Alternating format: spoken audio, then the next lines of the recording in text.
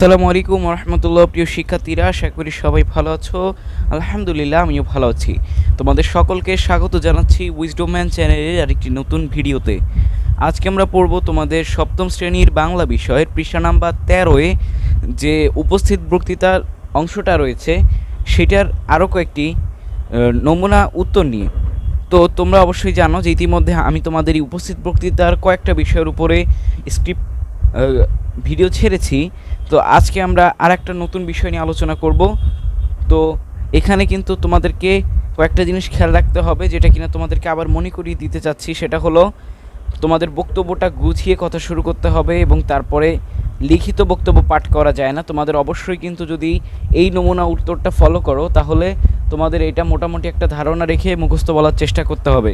পরিষ্কার ধারণা থাকতে হবে যাতে উদাহরণ, ব্যাখ্যা ইত্যাদির প্রয়োজন হলে দিতে পারো, ঠিক আছে। এবং তারপরে কি বিষয়ের সাথে সম্পর্ক নিয়ে এমন কথা বলা থেকে বিরত থাকতে হবে যেটাকে বলা হয় অপ্রাসঙ্গিক কথা।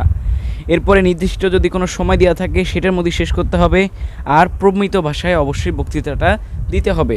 তো আমরা আজকে চলো আর একটা নতুন বিষয় নিয়ে আজকের আমরা উপস্থিত বক্তৃতা স্ক্রিপ্ট দেখব। আমি তোমাদের বইয়ে থাকা যে 3টা এক্সাম্পল ছিল, আমার প্রিয় খেলা, রেলগাড়ি, বর্ষাকাল, এগুলো কিন্তু অনেক আগেই তোমাদের আমি আমার স্ক্রিপ্ট দিয়ে দিয়েছি।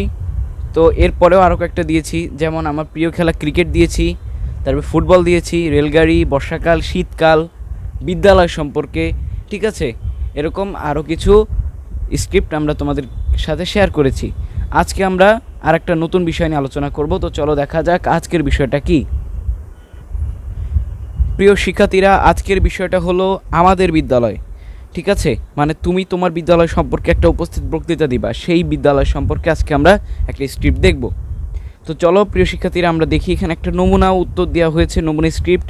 তো এখানে যে বৈশিষ্ট্যগুলো উল্লেখ করা হয়েছে একটা এই বিদ্যালয়টির, তোমরা তোমাদের বিদ্যালয়ের যে বৈশিষ্ট্যগুলো আছে সামঞ্জস্য রেখে তোমাদের বিদ্যালয়ের ইনফরমেশন দিয়ে তোমরা তোমাদের বক্তৃতার স্ক্রিপ্টটা সাজাবা। তো দেখো এখানে আমি লিখেছি যে আমার বিদ্যালয়ের নাম, তোমার বিদ্যালয়ের নাম যেটা সেটা লিখবা। বিদ্যালয়টি 1957 সালে প্রতিষ্ঠিত। এটি কুড়িগ্রাম জেলার নাগেশ্বরী থানায় অবস্থিত। স্কুলটি বিরাট এলাকা জুড়ে অবস্থিত। স্কুলের সামনে রয়েছে বিরাট আমবাগান ও বিশাল আয়তনের একটি দিঘি। স্কুলের পশ্চিমে দিকে সিএনবি পাকা সড়ক এবং পূর্ব দিকে রয়েছে সনকোষ নদী। তো এইখানে দেখো, এখানে কয়েকটা স্কুলের বর্ণনা সম্পর্কে দিতে যে আমি কিন্তু লিখেছি যে স্কুলটি 1957 সালে প্রতিষ্ঠিত। তোমার স্কুল কত সালের প্রতিষ্ঠিত সেটা তুমি এখানে লিখবে। এটি কুড়িগ্রাম জেলার নাগেশ্বরী থানায় অবস্থিত। তোমার আগে আইডেন্টিফাই করতে হবে তোমার বিদ্যালয়টি কোন জেলায় অবস্থিত এবং কোন থানায় অবস্থিত, সেটা তুমি তোমার মতন করে লিখবে। এগুলো কিন্তু সবই নমুনা উত্তর।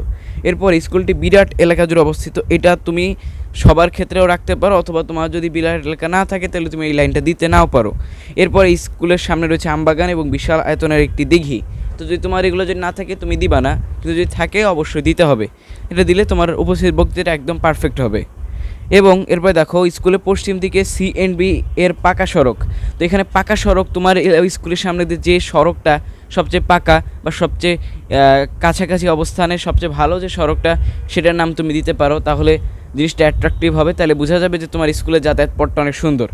এবং পূর্ব দিকে রয়েছে একটি সনকোষ নদী। তো এখানে যদি তোমারও যদি এরকম কোনো স্পেশাল কিছু থাকে, প্রাকৃতিক কোনো কিছু, তাহলে তুমি সেটা উল্লেখ করবা। এরপরে দেখো, আমাদের বিদ্যালয়ের ভেতরে দুটি বিরাট খেলার মাঠ রয়েছে। অনেকের একটা থাকে, তো আমরা এখানে একটা লিখতে পারবা, কোনো সমস্যা নাই। একটা ছোটদের জন্য আর একটা বড়দের জন্য। বড় মাঠটির পূর্ব দক্ষিণ কোণে রয়েছে মস্ত বড় একটি বকুল গাছ। ওই গাছের নিচে আমরা বসে অবসর সময় কাটাই। সন্ধ্যায় বকুল গাছটিতে ফুল ফোটে, তার চারদিকে সৌরভ ভরে যায়। বকুলের গন্ধে মন ভরে যায় পথচারীদের। তো এখানে তুমি তোমার স্কুলের আশেপাশে যদি এরকম কোনো একটা ভালো গাছ থাকে যেটাতে কিনা তোমরা সময় বেশি কাটাও, যদি বেশিরভাগ ক্ষেত্রে এটা গ্রামে স্কুলে বেশি সম্ভব, তো যদি এরকম কোনো একটা গাছ থাকে সেই গাছের নিয়ে লিখতে পারো, একটু বর্ণনা দিলা। তারপর যদি কোনো ফুল থাকে বাগানে, স্কুলে যদি বাগান থাকে, স্কুলে বাগানে যদি কোনো একটা বড় ফুল গাছ থাকে, গন্ধ হলে, এরকম এইগুলো সব হলো তোমার স্কুলের উপর ডিপেন্ড করতেছে। এটা একটা নমুনা উত্তর হিসেবে আমি লিখছি। আমাদের বিদ্যালয়ে দুটি পাকা টিনের ঘর আছে। সব ক্ষেত্রে কিন্তু এখন সবই পাকা দালান হয়ে গেছে। তো তোমরা লিখবা কয়টা দালান আছে। তারপরে ঘরে 2 সেকশনের ক্লাস হয়, একটিতে মাধ্যমিক ক্লাস আর একটিতে উচ্চ মাধ্যমিক শ্রেণী চলে।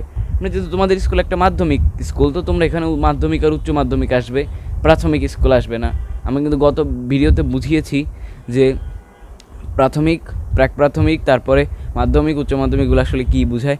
তো তোমরা এখানে সেই অনুযায়ী লিখবা তোমার স্কুলটা আসলে কী স্কুল, ক্লাসের কোন তুমি লিখবা যে তোমার একাধিক কক্ষ যদি থাকে, একাধিক কক্ষ রয়েছে, একাধিক কক্ষতে বিভিন্ন রকম ক্লাসের, এক মাধ্যমিক ক্লাসে যে ষষ্ঠ থেকে দশম শ্রেণী পর্যন্ত যে ক্লাসগুলো আছে, ক্লাস কক্ষগুলো মিলিয়ে এই ক্লাসগুলো হয়, ঠিক আছে, বিভিন্ন শাখায় শাখায় ক্লাস হয়, এরকম লিখতে পারো। তোমার যেভাবে ক্লাসের মানে শ্রেণী কার্যক্রমগুলো হয়, শ্রেণী কক্ষগুলো যেভাবে সাজানো তুমি সেভাবে বর্ণনা দিতে পারবা। তারপরে বলা হয়েছে আমাদের স্কুলটি দক্ষিণমুখী। আমাদের স্কুলে দুটি বিভাগ আছে, একটি হলো ডে শিফট, একটা মর্নিং শিফট। যদি তোমাদের এরকম থাকে দিবা, প্রভাত এরকম যে থাকে দিবা। এরপরে হলো আমাদের স্কুলের সংখ্যা প্রায় 4000। আমাদের বিদ্যালয়ে মোট 50 জন শিক্ষক শিক্ষিকা রয়েছেন, তারা আমাদের খুব যত্ন সহকারে পড়া শেখান, ঠিক আছে। আমাদের প্রধান শিক্ষকের নাম, তোমাদের যে নাম সেটা আমি এখানে লিখেছি, রুস্তম আলী। তিনি একজন অভিজ্ঞ শিক্ষক, খুব ভালো মনের মানুষ, এগুলো তোমরা লিখতে পারো। স্কুলে ভালো মন্দের প্রতিটি ব্যাপারে তিনি গভীর মনোযোগ রাখেন, ঠিক আছে। তিনি একজন ভালো প্রকাশকও বটে, তার যদি কোনো প্রকাশনা থাকে, তিনি কোনো সাহিত্যিক হন, তাহলে তুমি এখানে লিখতে পারো। আমাদের স্কুলের সুনাম দীর্ঘদিনের, কারণ প্রতি বছর এসএসসিতে ভালো ফলাফলের মাধ্যমে আমাদের স্কুলটি জেলা প্রশাসকের প্রশংসা অর্জন করেছে।